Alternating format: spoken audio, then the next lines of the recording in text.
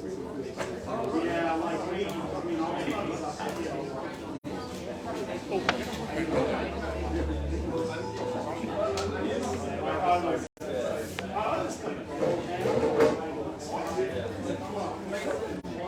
everyone, we're going to kick things off now. If you'd like to find a seat if you haven't already, please do.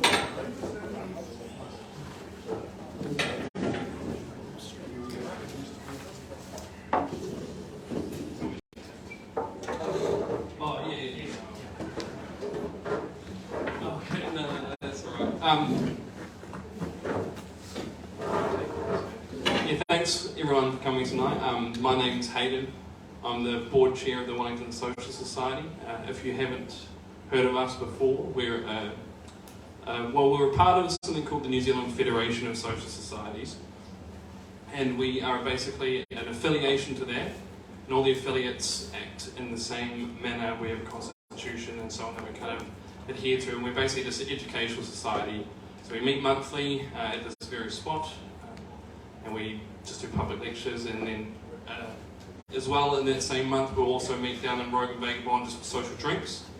But yeah, we hold lectures, we do reading groups, have social drinks, and part of our project, I sort of consider it as we're trying to build something like a civic socialism, so something that's sort of not institutional, but something that's sort of rooted in the community, and it's about like sort of spreading the capacity for people to actually have ideas and, you know, eventually sort of influence the world we live in, because it seems to be going down the shitter at the moment.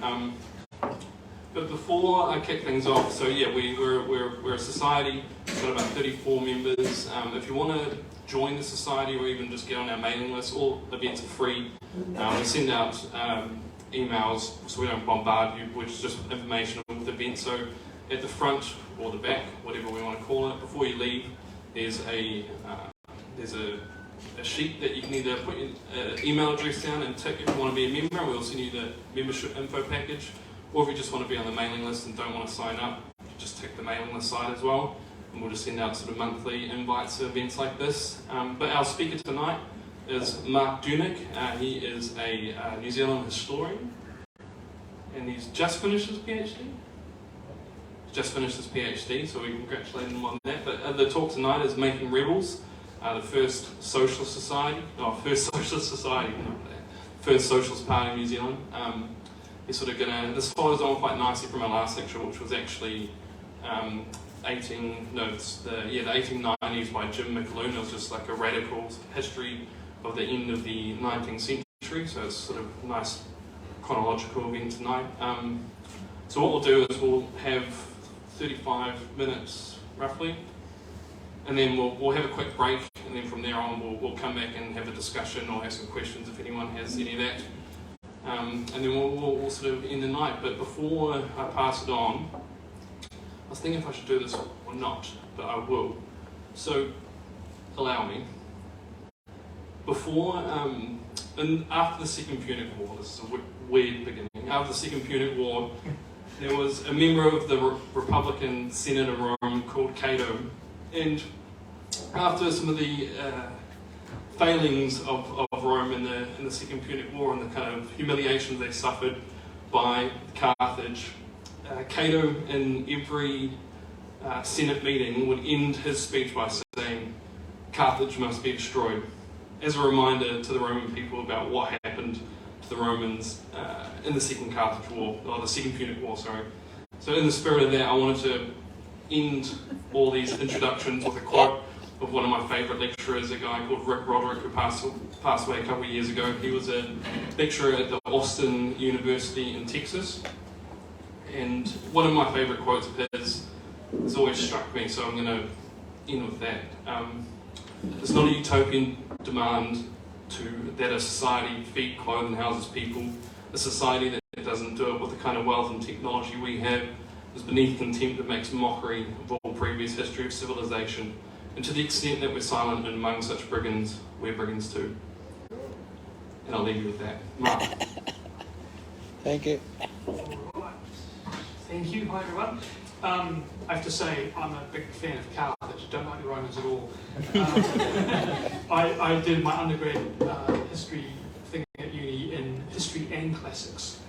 and got to know the Carthaginians quite well. But enough of that. For my postgraduate stuff, I ended up focusing on New Zealand history because I figured there'd be jobs in that more than there would be in classics. That turned out to be a lie.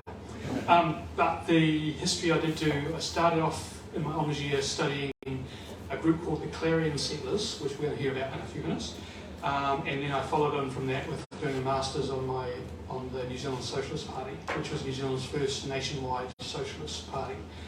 So that's what we're going to talk about tonight. Based on my thesis that I wrote a few years ago, I hope I can remember all of it. Got my thesis in my bag if I miss anything.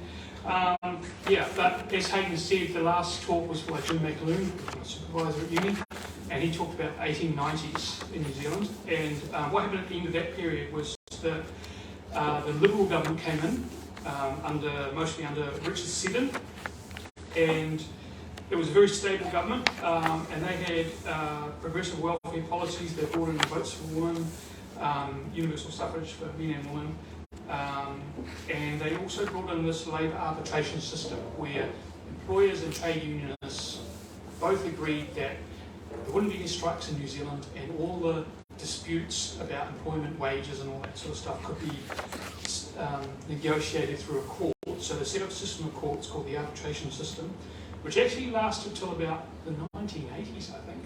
But someone who knows more recent history might correct me on that. But in the 1890s, the arbitration system was universally supported by all the employers and all the trade unions.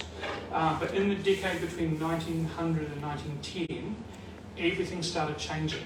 So mass industrial unions started happening because shipping, coal mining, refrigeration, all that stuff became a big part of the economy, and that meant masses of workers, mostly male, in the coal mines and on the docks.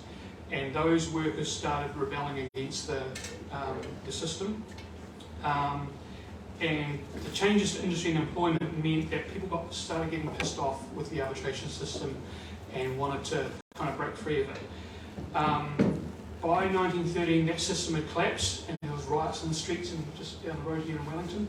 There was a general strike in 1913, and the Liberal system was completely gone and had been replaced by two major parties, one called the Reform Party, which is now the National Party, and another party called the Social Democratic Party, which was a kind of fairly direct ancestor of today's Labour Party.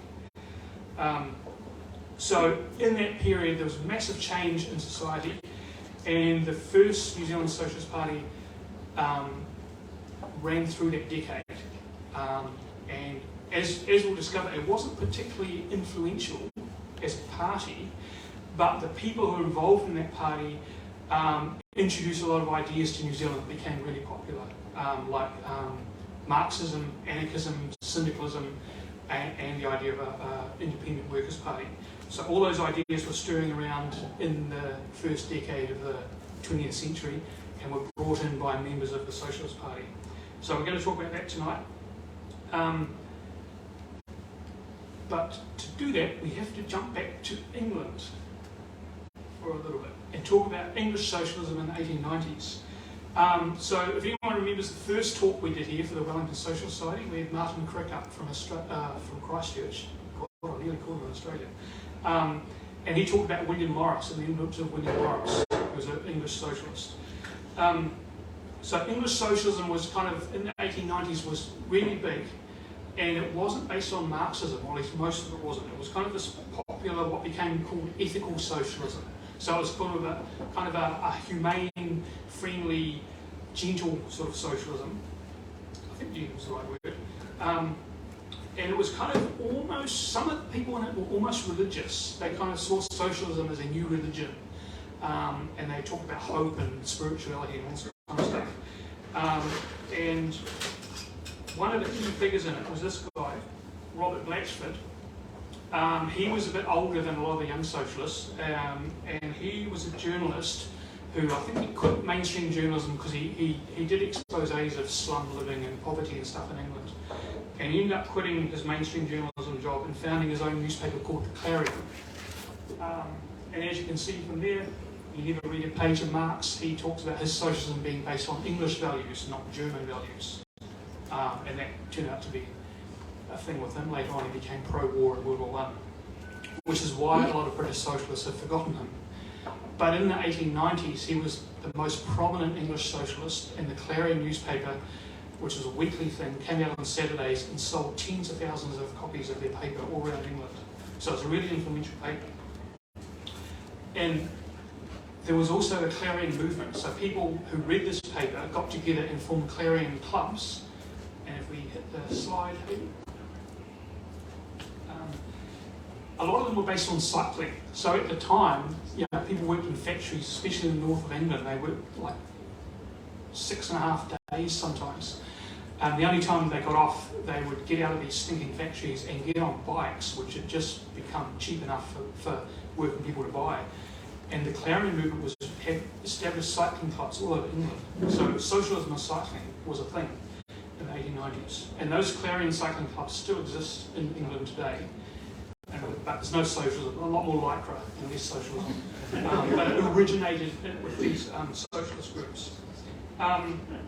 So English socialism was, and Scottish as well, was based on cycling clubs and this kind of ethical, humane socialism. And one of the people who funded the paper was this guy, William Ranstead. He was kind of a wealthy business owner. He wasn't a very good class-conscious socialist. He was quite wealthy, had a lot of money, but he liked his cycling. And he became a part funder of the Clarion and a friend of Robert Blatchford's, and threw money at the paper and kept it going when it was about to go bust. So William Ranstead hung out with all these socialists, but his socialism was a bit not very deep, shall we say. Anyway, his company goes bust in 1899, and he decided to look for some new business adventures. So he set off to travel around the world, and he came to New Zealand. And he left his wife and 6 kids back in England, because that's what he did in those days. When he came to New Zealand, he looked up a Christchurch guy called Harry Atkinson, who is often regarded as the father of socialism in New Zealand. He was a young guy from Christchurch who lived in Manchester for a while and knew Robert Blatchford and set up and was involved in the Labour Church, which was another socialist group in the north of England. So anyway, Atkinson came back to Christchurch and set up the Socialist Church of Christchurch. And if you're interested in that, rather than listen to me talk, there's an article about it in the latest Commonweal, which is available at the back of the room. Great article about Harry Atkinson and the Socialist Church, which was set up in Christchurch in the 1890s. So anyway, this guy Ranstead comes over and he travels around the country and he stays with Harry Atkinson and meets the socialists. But most importantly, Ranstead thought that the New Zealand Liberal Party and the arbitration system and the social welfare pension scheme they brought in, Ranstead thought this was the best thing he'd ever seen. He thought this was socialism in action. So he wrote back to Blatchford and said, he sent weekly letters saying, I'm in New Zealand, it's a socialist paradise, and that's one of the words he used. He was also involved in Ranstead ran a magazine called the Clarion Scout, which was a magazine especially for the socialist cyclists, which is actually there. So Ranstead started writing back to Blatchford, and since he was a part funder of the paper and Blatchford's friend, his letters got published in the paper and were distributed all over England. So these are some of the quotes he wrote about New Zealand. So all these socialists started reading about it in England, and they all started writing letters to the Clarion saying, shit, I want to move. So Ranstead eventually decided he was going to move to New Zealand. So he comes back to England to get his wife and kids, who he left behind for 6 months, and found at the Clarion office hundreds of letters from socialists all over England saying they'd read his stuff about New Zealand and said, oh my God, I want to move to New Zealand, this sounds like paradise. So then Ranstead got this crazy idea, and I think we go to the next slide. He pushed the idea in the Clarion that all the people coming to New Zealand could set up a socialist community village, buy some land and live in a cooperative village and start their own little socialist paradise somewhere in New Zealand. And he wrote this pages-long article in the Clarion, which was all very speculative. It was like, we could do this, we could do that, we might get 6,000 acres, it'll be great. And more people in England started writing in. And eventually, 200 people said to Randstead, I've got the money, I'm coming to New Zealand, I want to do it. So, by the time Randstead got his kids together and his wife, and heading back to New Zealand, he managed to book cheap passage on 4 ships and piled 200 English soldiers into the ships. And the last half of 1900, they all came to New Zealand. And a lot of them had this idea of this cooperative village, which, I remind you, nothing has happened, no money's been spent, no land has been bought, but they all just signed up on the grounds that Randstead was a great guy. So, end of 1900, these 4 ships arrived, and once they get to New Zealand, the one thing Randstead did do is, because he was quite rich, he contacted the Labour Department and said, can you find all these people jobs? And so all these Clarion, they were called Clarion Settlers, they all got given jobs and they all got distributed all the way around the country. And then Randstead tried to set up a farm and all this kind of stuff. And to stay in touch, they formed a group called the Clarion Fellowship. Oh, sorry, one more picture. Oh, this is there's the ship tickets there. And that's Randstead saying he hasn't been exaggerating at all. It's the finest place they've ever set foot in.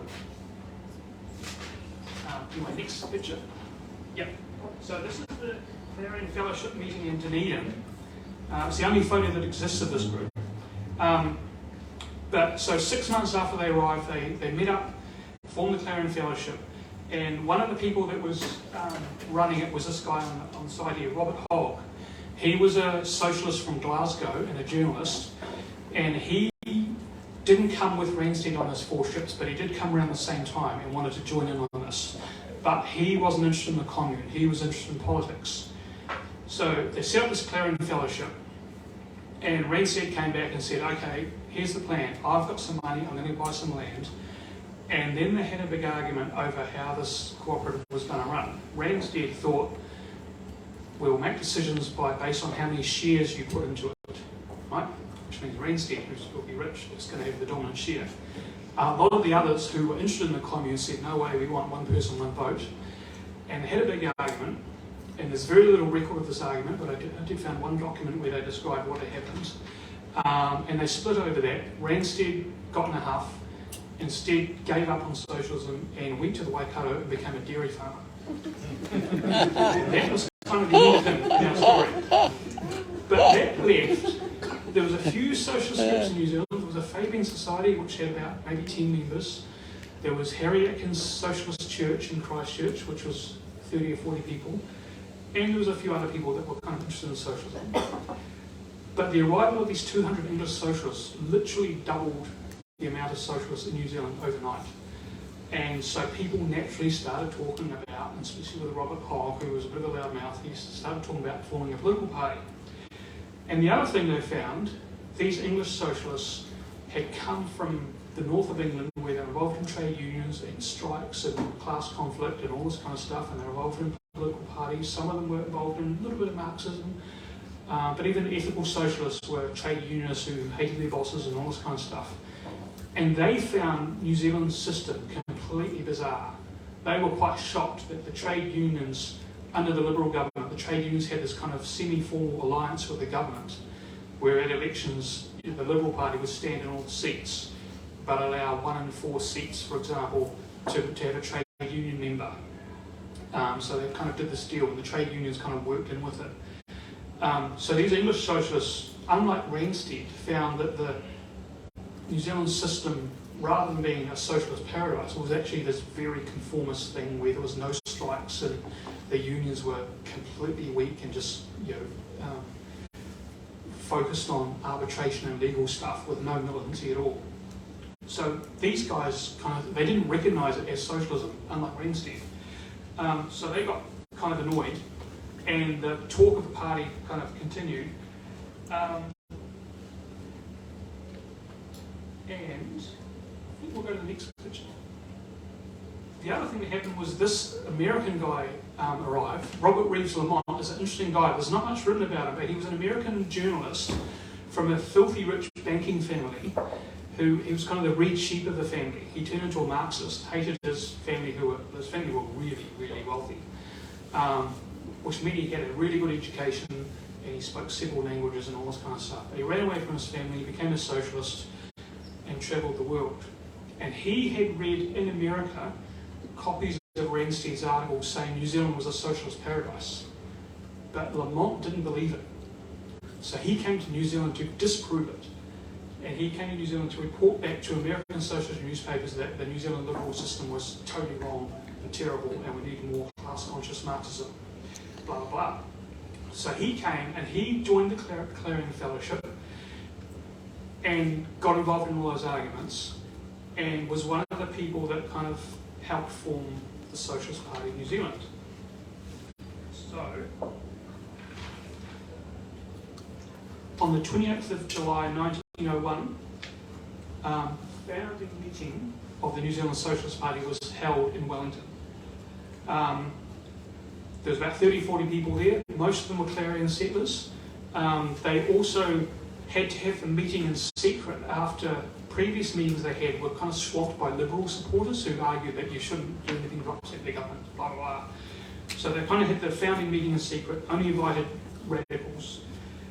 And then they announced it in the paper, and this is from the Constitution there. And a week later in Auckland, a little group of socialists that included a bunch of Clarion Settlers in Auckland and some Australian trade unionists who just arrived from Sydney, set up a group. They were in touch with the Wellington group, and they set up their own little group, which they couldn't decide on the name, but within 6 months it became the Auckland branch of the New Zealand Socialist Party. And in Christchurch, a couple of weeks later, Harry Atkinson from that socialist church and a whole bunch of other people, including Clarion Settlers, got together and formed a Christchurch branch as well. But unlike the other groups, Christchurch branch was one of many groups in Christchurch. There was already a women's rights group. The trade unions were reasonably independent. There was an anarchist commune in Christchurch. So Christchurch Socialist Party always was a group that had to work with the other radicals in Christchurch, which kind of changed the dynamic of it. Anyway, so those three branches became the main branches of the New Zealand Socialist Party.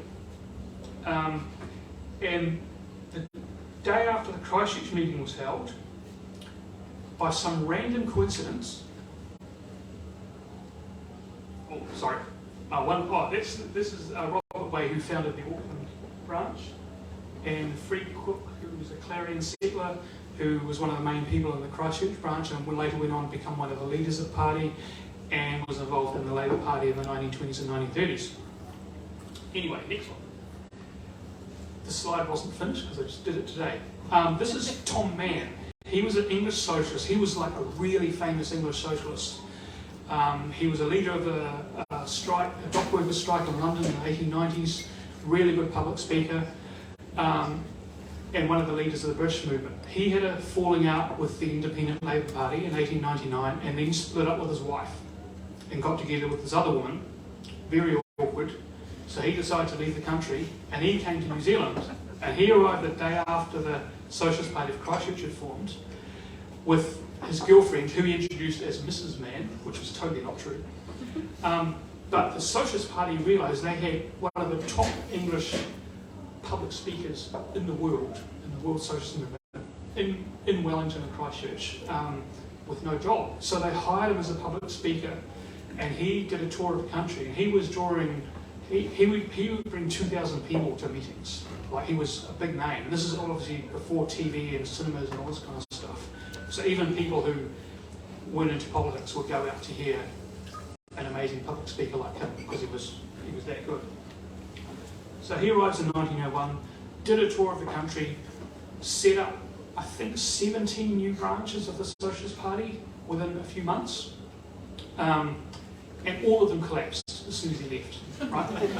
Everyone just thought, oh my God, he's wonderful, and then signed up, but really they were a bit hopeless. So the Socialist Party had this kind of false start with all these branches setting up, and then it all fizzled again. And then he went off to Australia because there was an election in Australia and he thought he could do some good there, so off he went. Left his wife and kids here. There's a story that happens all the way through this. Yeah, so, next. So anyway, the two main organisers were Robert Hogg, the Glasgow guy, and Robert Reeves Lamont, the American journalist. And they set up their paper, and they called it Commonweal, after William Morris's paper in England, which you'll remember from the first talk, if anyone was back there. And this is the first issue, and as you can see, the cover art is a total copy of a British socialist design. It's art by Walter Crane, who was one of a very recognisable socialist artist in the 1890s. They set up that paper and distributed it around New Zealand.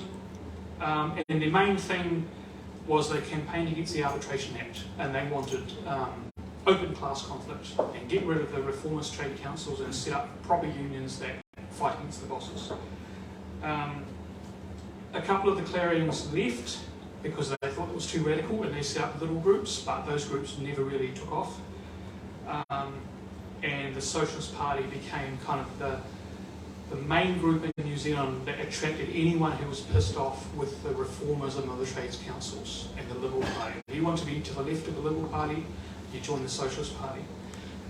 So the Socialist Party got even more militant, especially when some of the trades councils decided to break with the Liberal Party and set up their own groups called the Political Labour Leagues. And those leagues were small, but still had thousands of members, and the Socialist Party was, kind of left to one side. The Socialist Party, how we doing, neighbour? You good? Okay. Looking at his watch. The Socialist Party was small and kind of responded to this by becoming even more militant, and they started talking about bloody revolution and stuff on the front of Commonweal. They only had a few hundred people, but they kind of set up a space which was, we are the radicals, everyone else sucks. So that was Wellington. In Auckland, the Auckland branch ended up quitting and joining the Trades Council again, so that didn't last long. And the Christchurch branch stayed small, but like I said, there was quite a few radical groups in Christchurch, so they cooperated with them quite well. But they didn't have much influence. But the Wellington branch was always the biggest and the most radical. And they used to meet in Gusney Street, somewhere very close to here. All right. The other thing that happened was other kind of migrant radicals came from all over the world, and this is the guy who introduced anarchism to New Zealand, Philip Josephs. There's a book about him called Sowing Freedom, which came out a couple of years ago, which is really good. But he arrived in about 1905-ish. Immediately, he was from Russia, or Latvia. He immediately plugged into the Socialist Party and became a regular speaker at their events, and also ran their economics classes, which they held on Sundays. And I think he spoke at May Day meetings. He also spoke when the Russian Revolution happened in 1905.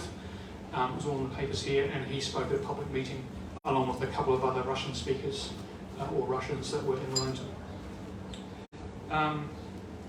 So that was the Socialist Party till about 1905, 1906. There's the Commonweal. That's the sort of stuff they printed in 1906. They were getting really radical and really extreme. But the thing that happened from 1906 onwards, the Socialist Party started noticing that they were getting heaps and heaps of inquiries and letters from all over the country, which hadn't happened in the past 5 years. And they got loads of people, and people started setting up branches. And what was happening, of course, was workers were getting pissed off and starting to lose faith in the arbitration system. And the Socialist Party were the only group that were openly against it. So people started joining. But this didn't mean the Socialist Party got particularly organised. They kind of really didn't know what was happening. They were thrilled at all these people joining, but they didn't really take advantage of it. So if we go to the next slide. Yeah, so as industrial unionism started spreading in New Zealand, in the coal mines and on the docks and stuff, a lot of migrant workers started coming in from around the country to work on those places, and some of those migrant workers had experience in overseas, including the IWW, the Industrial Workers of the World, radical union, anarchist socialists from North America and Britain. And the guy in the middle there, Harry Fitzgerald, he arrived in Wellington. He was a Canadian socialist who had experience in trade union organising in Canada, forestry and on the docks. And he ended up getting a job with the Socialist Party. He was a really good speaker, and he got a job as their paid lecturer. So he started travelling around the country, preaching industrial unionism and syndicalism. And then, so that was about 1907 or something. And in 1908, who knows what happened in 1908 at Blackball? Okay, coal mine in South Island. The first strike since, the first big strike since probably in 12 years in New Zealand. So Pat Hickey, which is that bloke there, for those who don't know, the coal miners, the rules of the working conditions were you get a 15-minute lunch break to eat your pie. And Pat Hickey one day sat down and decided, and he was an experienced trade union organiser, so he knew he was, he did this deliberately. He said, I'm not taking 15 minutes, I'm taking 30 minutes to eat my pie. So eventually he got sacked for that. And famously, the arbitration court heard the case, and then the judge in the case found him guilty and then declared a 90-minute lunch break for the judge, because judges have to eat more pies than him. So, but that strike kind of was big news all around the country, and all 7 of the people fired that triggered that strike happened to be Socialist Party members, including Pat Hickey. So the Socialist Party in Wellington were kind of slightly surprised by this because they didn't really know what was going on, but thrilled. And Harry Fitzgerald, who was touring the country at the time, when he heard about the strike, he just ran straight to, and I mean ran, he literally walked and ran half of the way to get to these mining towns and started doing so many talks and speeches and stuff, and running or catching trains overnight to get to the next town. After 2 weeks he collapsed from exhaustion, and the Socialist Party had to tell him to retire because he was going to kill himself. He was just working too hard. So he really threw himself into it, and those industrial union organisers were organising the mines and getting these strikes happening. But they were quite separate from Wellington. Apart from Fitzgerald, who was getting paid by Wellington, but really he was out there causing trouble in the mines. So anyway, in April 1908, slide one more. Yeah, in 1908, the Socialist Party decided to call a conference because they thought, we've got heaps of members, we'll call a conference, this is all very exciting. And they were really surprised to discover they had 3,000 members, which like a year before they had like 300. They didn't know how it happened, but they were kind of like thrilled. And at that meeting in 1908, they're the delegates, so there's about 30 people came, representing these 3,000 people. And at the meeting, they decided to adopt the preamble of the industrial workers of the world. The ruling class and the working class have nothing in common. And they adopted that and declared that they were against any kind of political parties at all. They thought industrial unionism is going to win the revolution, and we don't need to do politics. So they declared that at the conference, and then wrote to all the members saying, this is what we've decided. And then the Christchurch branch, and remember, all the branches were kind of independent. It wasn't really a proper political party. The Christchurch branch has spent months fundraising for their election campaign, and they were quite shocked when the headquarters said, oh, we don't do elections anymore. So the membership rebelled, and the headquarters had to retract their political abstention policy. And that was the problem with the party. It wasn't very coordinated. It didn't really have a common strategy. They agreed they were against the arbitration courts and the government, but beyond that, it was a big mixture of politics and it wasn't very coherent. But they were on a roll in 1908. They restarted Commonweal.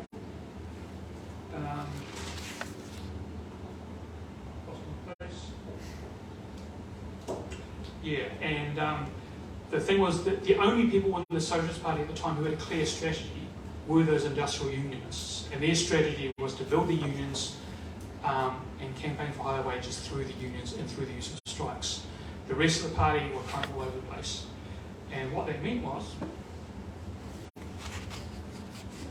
the industrial unionists in the party all focused on industrial unionism, and Pat Hickey and the others ended up setting up the Federation of Labour, or the Red Feds. And if you want to know more about them, there's a great book by Eric Olson, which is pretty much the only book on that, but it's a really good book, on the Red Feds. And the Red Federation of Labour were made up of, at first, miners, but then dock workers, and then they opened up their membership to all workers in New Zealand. But it was a really big militant union. And the New Zealand Socialist Party saw itself as the political wing of this trade union federation. But really, Pat Hickey and the leaders of the Trade Union Federation didn't take the Socialist Party seriously. They thought they didn't need it, and they didn't care. So the Socialist Party remained a kind of a loose network of people doing educational events, kind of like this, all around the country. But they didn't really have a coherent structural strategy. So the Federation of Labour got bigger. The New Zealand Socialist Party continued running meetings and having lecture tours. And the one thing they did agree on, all the branches, was there was a need for paid speakers to preach the gospel of socialism. So that's one of the things they did, is they hired speakers. And they didn't hire speakers based on their politics. They based them on, it didn't really matter, as long as they were socialist and really popular, we'll pay them. So sometimes they had speakers travelling from overseas whose politics were all over the place. But one of the speakers they eventually got, just as the FOL was taking off, was this Australian guy, Harry Scott Bennett. He was kind of, became the Socialist Party's chief rebel-rouser for a while. But mostly he preached industrial unionism. The Socialist Party paid for him at first, but he mostly was doing industrial unionism stuff. And he was an ex-MP from Australia. A whole bunch of other Australian trade unionists came over, including Michael Joseph Savage, who you might have heard of. He came over to join the Socialist Party as well. But most of these people focused their work not on the Socialist Party, but on industrial unionism.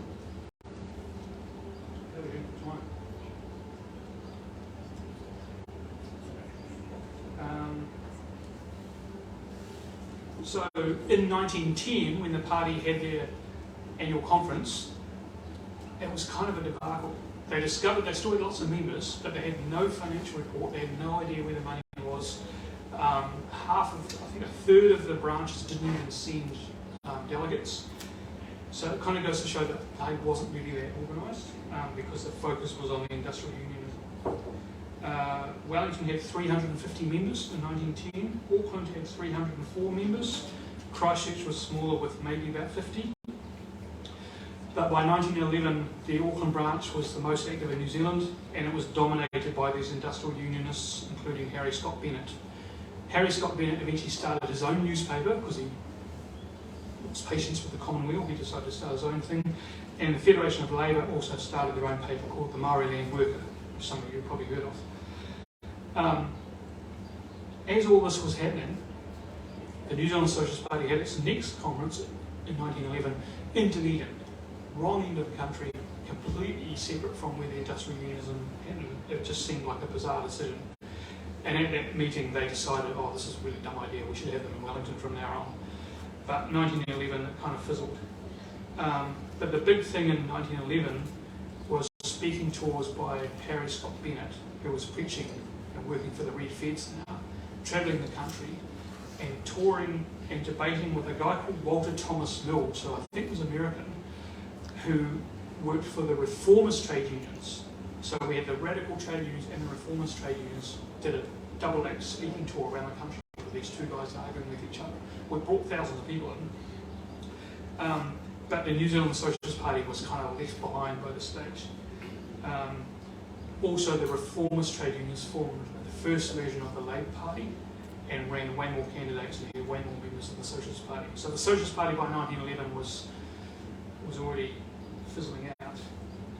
Anyway, after that, industrial unionism carried on. Oh, hang on, before we get to that. So there was the Waihi strike. We'll stay on that one. So after the Waihi strike, which was defeated terribly, the leaders of the industrial unionists and the Red Feds decided, oh shit, we need a political party. We need to get together with the reformist unions, put aside our bickering, and take on the new government, the Reform Party, which is now called National.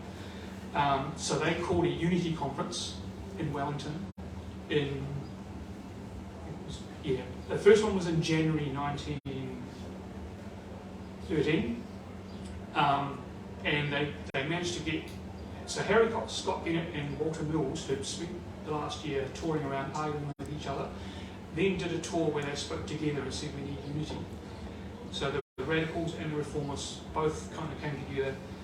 They had a unity conference in January 1913, and they decided to set up a political party and stuff. The Socialist Party reacted to this really badly because they were like, well, wait a minute, aren't we the radicals here?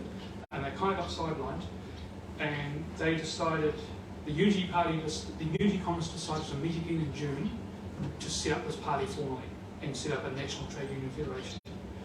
The week before the June meeting, the New Zealand Socialist Party had its last conference. And at that conference, it was basically 2 days of arguing and splits, and it all went horribly wrong. And actually the last, most New Zealand Socialist Party leaders wanted to join this new party, a new federation, but the Wellington branch refused. And the last meeting minutes in the minutes book that I found in the archives was a note from Fred Cook saying, we're going to get back to the Wellington branch on this argument next week, ... And then that was the last thing. Nothing ever happened after that. The Socialist Party never met again. So most of the group outside Wellington went into the new Social Democratic Party, which again in a few years reformed as the Labour Party, which we still know and love today. But the Wellington branch refused, and they were kind of led by Robert Hogg. They refused to join, and Robert Hogg's day job was a journalist at the New Zealand Truth, right? Which we know as it. Do you remember the Truth? It's gone now, I think. I hope it's gone.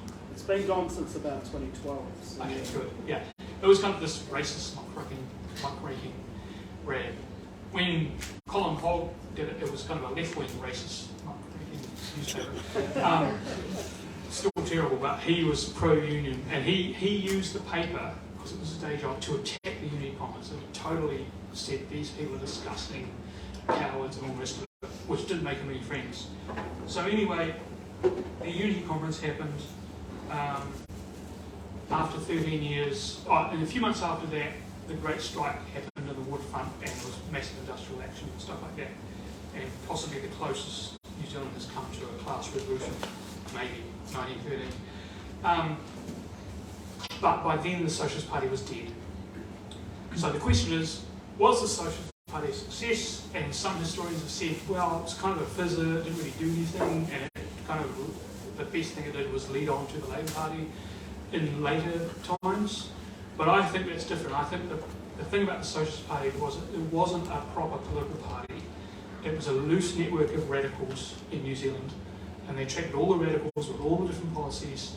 And the legacy of the Socialist Party is that they, that funny little group that kind of went for 12, 13 years and then fizzled out, brought in both the people from all the different strands of socialism that we have today, like the Labour Party, founders of the Labour Party, founders of industrial unionism and anarchism, and the founders of Marxism in New Zealand.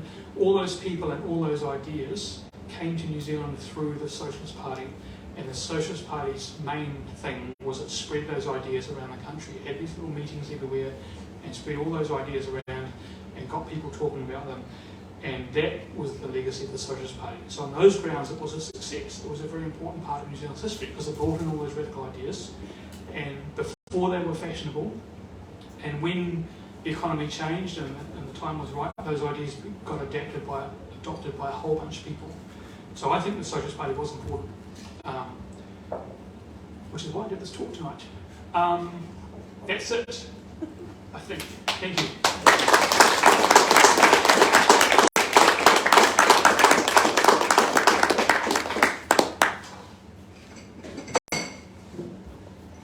Thanks for that, Mark. I think there's one more slide. Excellent. That was, I think, if you're listening to that talk and thinking, sounds very similar to what WSS is doing, I swear we're not. Even though we're related, we just like the word socialism. But no, that's I think one of the key sort of emphasis on the society is like remembering this history, because we want to remind people that New Zealand aren't this kind of neoliberal myth of just a passive society. We've never been a passive society. We've, like every other society, neoliberalism's absolutely sort of kneecapped a lot of working class movements, but you know, we do have a history. And I thank Mark for reminding us about that history. He also mentioned the Commonweal. I did it during my long-winded introduction, but the Commonweal, we release the society, it's the New Zealand Federation of Social Societies, release this twice a year. For members, they're free. For the public, they're $5 in person. We've got some copies here if you want to have a look through it. But essentially, it's just different members of the New Zealand Federation from Canterbury, from Wellington, from Otago, from Hamilton, all sort of contributing different political, cultural critique, opinions on music. You know, it's not just all political stuff. But if you want a copy, please see me whenever you like, really. But also, what I forgot to mention, I always forget to mention at the start, is members of the society, when you sign up for your yearly dues, you get a little badge, if you can see it on my lapel, a copy of Wage Labour and Capital from the Federation's printing press that exists in Australia, and a sticker. But for the time being, we will have a quick little break, about 10 minutes or so. We'll adjourn about 7:35, and if you do have some questions, Mark is happy to answer them. But yeah, thank you all for coming for the time being, and stretch your legs, and we'll come back in about 10 minutes and get into it. Kia ora.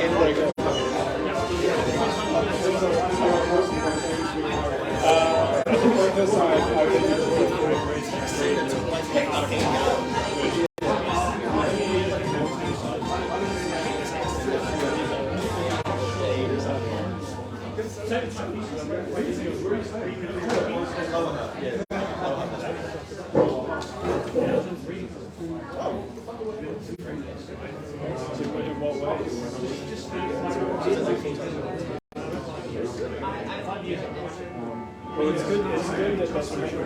Yeah. Because it'd be bad if it went the other way around, like it was really good one.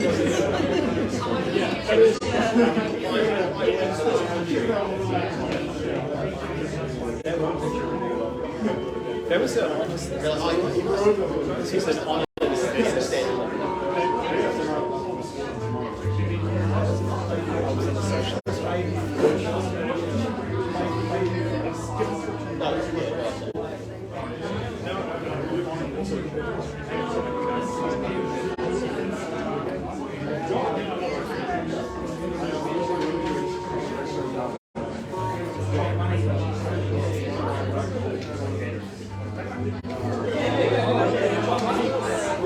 How much have been written about the Socialist Party before? I mean, it's a few books.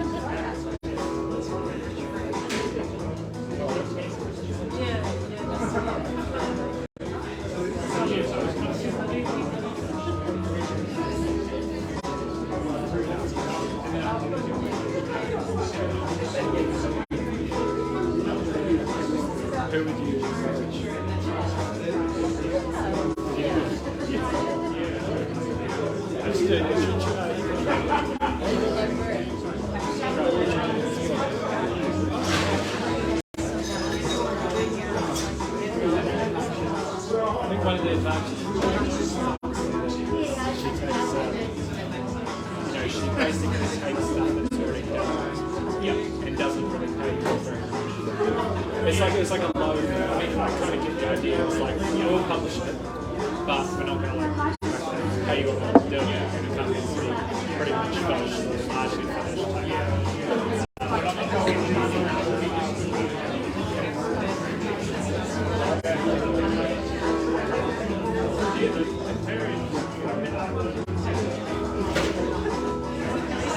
Well, Jared had that problem also very, very, very early, maybe like 18, early 1840s.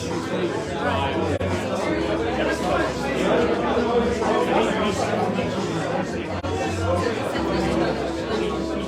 well, this is a lot of barbers around. We've got a PhD now, so that's something.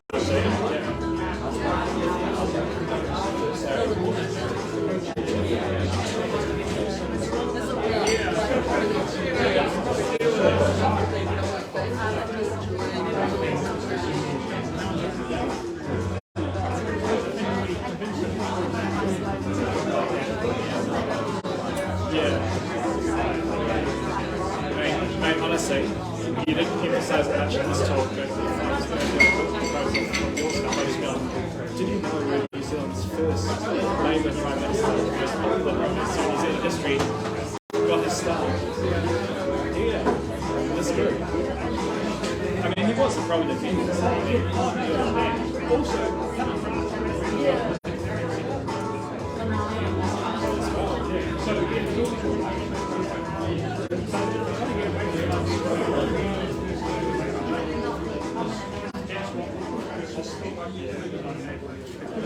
There's a very good stuff on this book as well. The road, Labour's road to that too. So the pre-Brexit history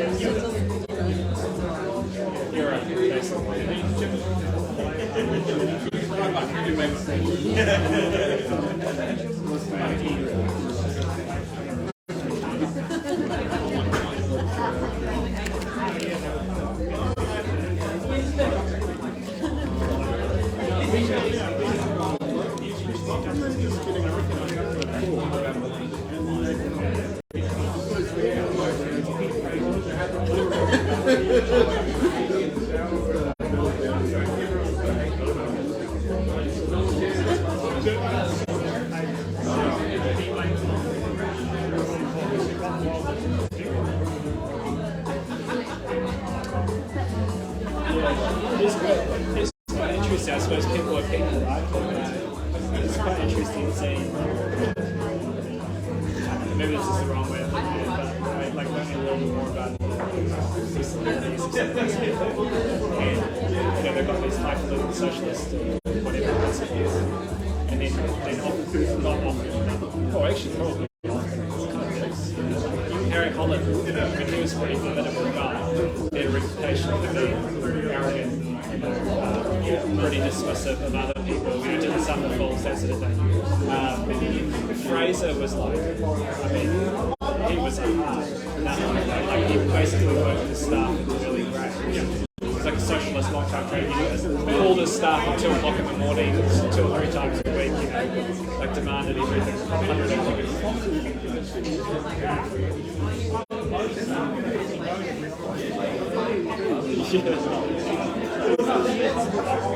To be honest, though, with political stuff, maybe not maybe 50 years from now, some of these people will be I kind of almost think I mean, I'm never going to be a politician.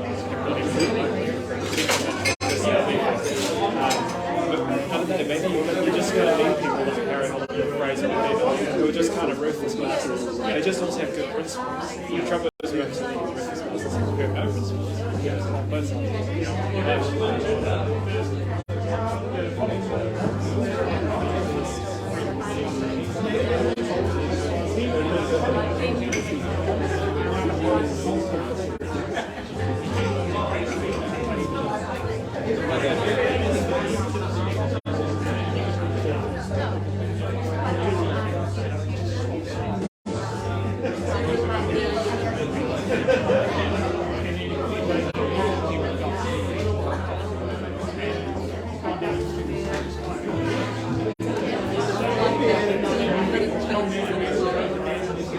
Both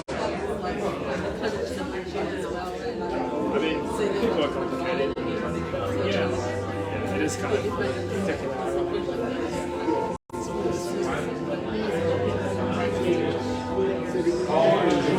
I think it's kind of like anything in business and politics and academia. The ones that get to the top, not always, but most often, massive, huge egos. Sorry, I just had a really brief question. Once the previous Zealand Society running mentioned succeeded the Zealand Socialist Party, does it have any links to the current iteration of the previous society?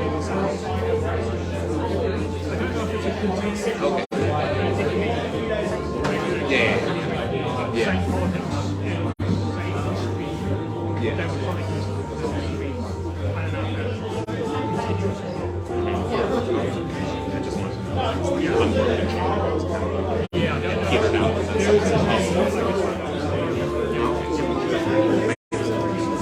Where are you from?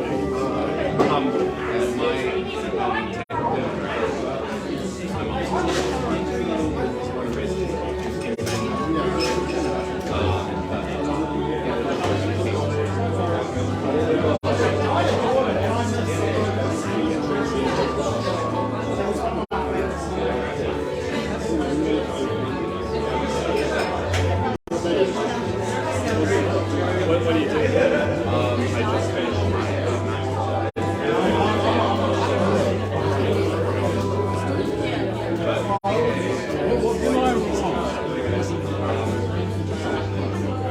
it's a bit of a difficult one.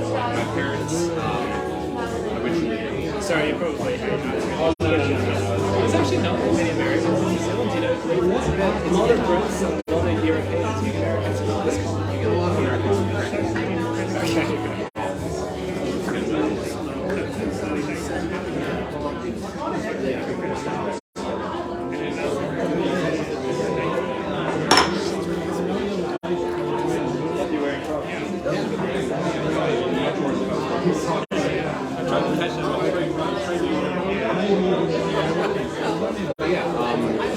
Essentially, my cousins lived in Australia. My parents were going to 2 days after.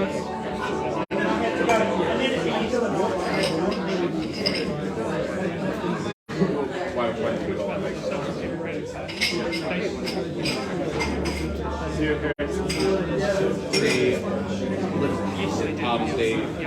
lived in Thailand for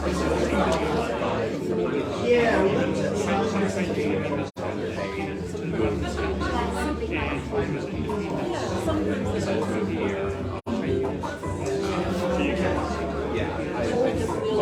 that's the thing. Like my grandparents and then there's like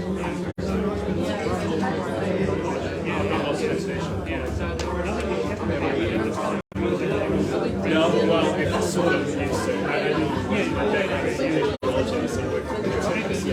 I've been teaching at university through. Anyway, it's very international question. I work with several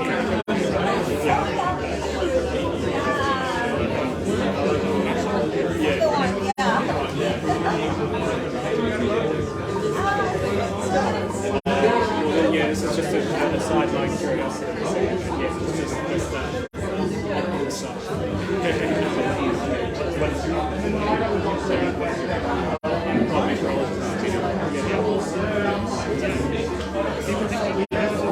well, we were up until very recently, but now we've got university, so there's been. Okay, thank you.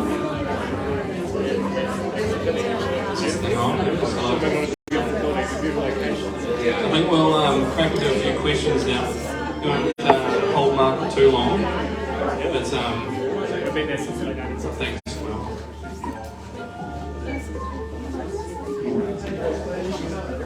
So let's put the time with the music.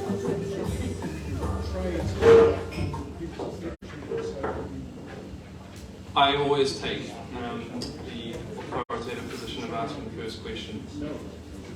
Yeah. Is this thing on? It's not? Yeah, it is.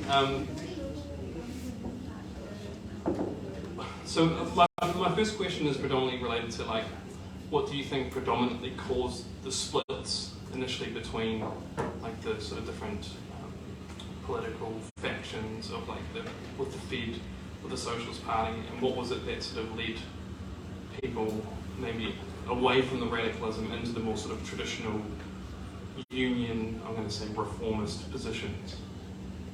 Right. Well, the Red Feds would say that they weren't reformist, but I think the defeat in Whitey strike was the thing that convinced the Red Feds that they needed to have a political solution. You know, they could fight all they want, they were going to lose, but they needed to win an election and get into power and parliament. So the defeat in Whitey convinced the Red Feds to, even if they weren't interested in politics themselves, but to support a political party. But even from the beginning, if we go back to the happy photo, actually it's the next slide. Yeah. But all the way through the Red Fed leaders. Next one. They never took the Socialist Party seriously as a political thing, right? So at the start, they were interested in industrial unionism only, and when they decided after Waihi that they needed a political wing, they never ever considered the Socialist Party to be up to it. Because the Socialist Party was small and radical and disorganised, they wanted a proper big party, and they knew they had to do it with reformist trade unions who had a lot more political links and all that kind of stuff. So what was the question? I think that's why they went towards, that's why the Red Feds went to parliamentary action. Whether it was reformist or whether it was necessary is a whole big long debate. Yeah. Which I won't go through. No, that's fair enough. We might swap mics as well. I'm trying to get them around. All good. I think it's rocking. Any questions, just raise your hand and I can bring the mic around, or if you're confident, you can speak out. Don the mic, Sean. Thinking about the neighbour. The elevated power. Now, so forward on that, during that unity conference, how did the two sides manage to reconcile their differences? Sorry? During the unity conference, how did the two sides manage to reconcile their differences between the more establishment labour unions and more radical federation? Yeah, well, I think it was the defeat at Waihi that made the radicals and also the reformist trade unions realise, oh shit, you know, if they can beat the Red Feds, they can do anything to us too. You know, so I think the entire trade union movement realised, because you know, Fred Evans was killed at Waihi and all the unions were literally chased out of town. So it was a horrible defeat.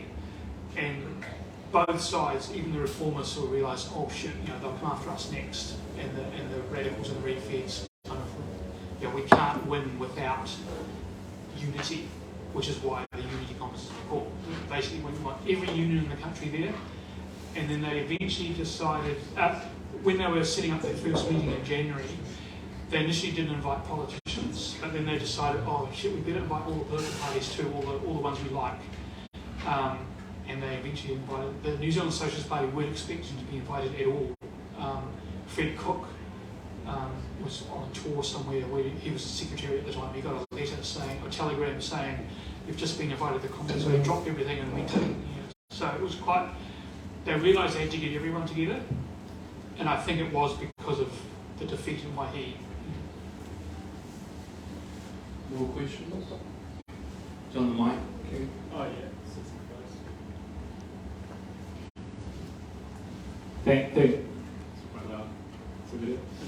Thanks, Mark. That was a really good talk. One thing I was kind of thinking about was obviously you talked about the Clarion Settlers coming in, and a section of them being dissatisfied with the kind of political consensus in New Zealand, which was centred around arbitration. There was no strikes and so on.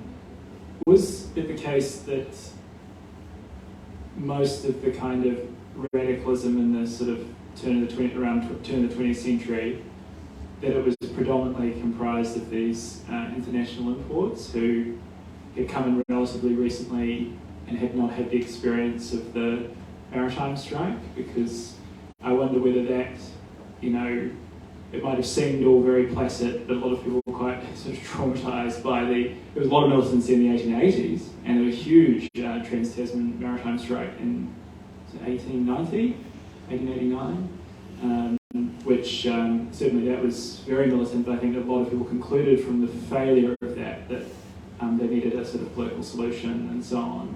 So I wonder whether the imports just were unaware of that, or just that missed that experience and said, oh, like, what the hell's going on here? This is all very sort of subdued, or was it a bit of a mix?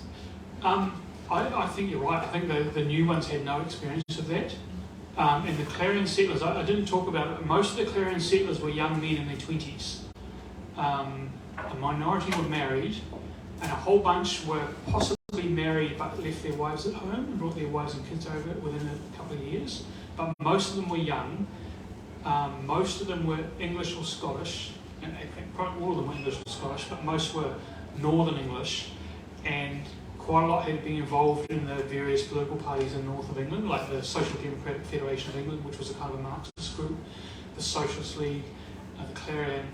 They all read the Clarion, obviously, but there was quite a few groups, like some of them have been in the Independent Labour Party. So all of them had the experience of independent trade unions. And I think when they got to New Zealand, that was the thing that they just couldn't comprehend. Unlike Randstead, who was attracted to because of his class background, he was quite a well-off businessman. He talked to Harry Atkinson, because Harry Atkinson was from a nice family in Christchurch. But he also talked to Edward Tregear and William Pember Reeves, who were politicians in the Liberal government, politicians or ministers or officials. So Randstead was talking to those people, but the Clarion Settlers just got off the boat and got jobs and joined their trade unions and found out, oh my God, this is nothing like it was in England. Yeah. So I think you're right, the 200 Clarion Settlers were way more, I don't know if militant is the word, but just not, they just didn't tolerate the Liberal government. They just thought it was just very strange. Yeah. Going down the back. I think the mic's going to read you. It's all good. I got these boys. Yeah. Kia ora. Did any Māori play any role in any of these early movements? And if not, why not?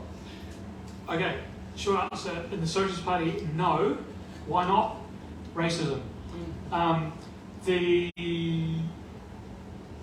When I looked at the Socialist Party newsletters and stuff, the early socialists at that time, all around the world, well maybe not all around, but in the Western English-speaking world, racism was an optional. Racism or anti-racism wasn't a deal breaker like it would be today. I mean, it should be, you know. It was kind of like, so some early socialists were like, we're all about the white man. Others said, that's ridiculous, don't be stupid. But the two groups could exist in the same party because it wasn't seen as an important issue. And the Commonweal, when I looked through all the propaganda the Socialist Party put out, Maori only mentioned once, right? It was a very English and then later Australian and North American thing. And also at the time, before the 1950s, most Maori lived out in the country and the Socialist Party was based in the cities. So they had no contact and to be honest, no interest in Maori. The Christchurch Socialist Party was a bit more onto it, where they actually had a policy saying we reject racism. Right? With the other parties, it was kind of like, you know, not really minded either way what you thought about non-white people. This is assuming they were white because they mostly were. The first socialist group that was really committed to anti-racism was the IWW, the Industrial Workers of the World. Like in Canada and North America, they were anti-racist and recruited, you know, from all races because they worked in logging and forestry and stuff. And when they came to New Zealand and brought their ideas into the Socialist Party, they brought those ideas there as well. And the IWW in New Zealand, when they put out a paper in Auckland called The Industrial Worker, they published stuff in Maori language stuff, which is the first socialist group to publish stuff in Maori language. Yeah. There's a book by Pete Clayworth. Actually, it's not by him, it's a book of the IWW. It's got a couple of chapters by Pete Clayworth about the IWW and Maori stuff, which I can't remember the title of, but I can find it if you're interested. Yeah, but yeah, the Socialist Party was a very white colonial kind of organisation. They were slightly better on women's rights, but not much. Any more in the crowd? Listening's on. No more. Well, Kieran's got This is a quick one. What was do you have much insight into the degree of, I suppose, stable police surveillance of the Socialist Party? That's an interesting one. Short answer is I don't, but it's a good idea. Maybe I'll look into it. There was no organised police surveillance state at the time. There was, I think, at the most, even special branch, maybe not focused on radicals. There were, in about 1910, especially in Wellington, the socialists got themselves in trouble for doing anti-militarism stuff. And by trouble, I mean riots. Like Robert Hogg would sit up on a chair or a table in Cuba Mall, and then several hundred people, patriotic pro-war people, would beat the shit out of him, and then chase them down the street back to the Socialist Hall, and then all barricade themselves in. And the police would rescue them. So, yeah, when I look through that early stuff, most of the time the police are rescuing the socialists from people who want to beat them up, because they were quite unpopular sometimes. That all changed during the Waihi strike and the 1913, obviously. Yeah. But there's nothing on police surveillance of them, as far as I can tell. They weren't really considered a proper threat at the time. I've got a question in terms of like, when you think, date is stupid. The question is, when did geopolitics start becoming more of an important influencer in terms of like left-wing politics in New Zealand? Like, how influential was the Bolshevik Revolution in 1917 in terms of creating like splits as well in leftist, socialist, communist parties? That's an interesting one, and it's not my area, but there is a really good article by Kerry Taylor in the New Zealand Journal of History. If you Google Kerry Taylor and communism, hopefully you'll find it. But he wrote about the formation of the Communist Party of New Zealand, and he wrote that they were formed in 1921, and the Communist Party mythology was that they were formed as a response to the Russian Revolution. They were inspired by Lenin, and they were Bolsheviks. Actually, they weren't. People had heard the word Bolshevik, but no one really knew what it meant. So they called themselves Bolsheviks, but they hadn't really any of Lenin's writings. They just thought, oh, he's won a revolution, he's cool, great. So when the splits about dogma, Leninism probably didn't happen until the Communist Party started splitting, which is probably, I can't remember. Sino-Soviet split. Sorry? The Sino-Soviet split. Yeah, probably, yeah. But these guys at the time, the splits were over taking part in Parliament or not. That was the main thing. Strategy versus geopolitics. Yeah, it wasn't anything to do with international stuff. Interesting, the Commonweal would sometimes publish stuff from Japanese socialists and Chinese socialists in the 1910s. And some of the Auckland branch of the Socialist Party left, and eventually some of the Auckland people had an actual full-on racist newspaper. They decided that socialism was all about white people and stuff, but the Wellington one was kind of like not like that, and they published statements from Japanese socialists and all that kind of stuff. And Christchurch was the best of them, that specifically said we're anti-racist. So the more south you go, the better the politics. It was against some cliches we've got today. Yeah. Christchurch. Yeah, no, I wasn't going to make too much of a thing. Do we have any other questions out there? No? Well, that's a good thing. Well, Mark, thank you once again.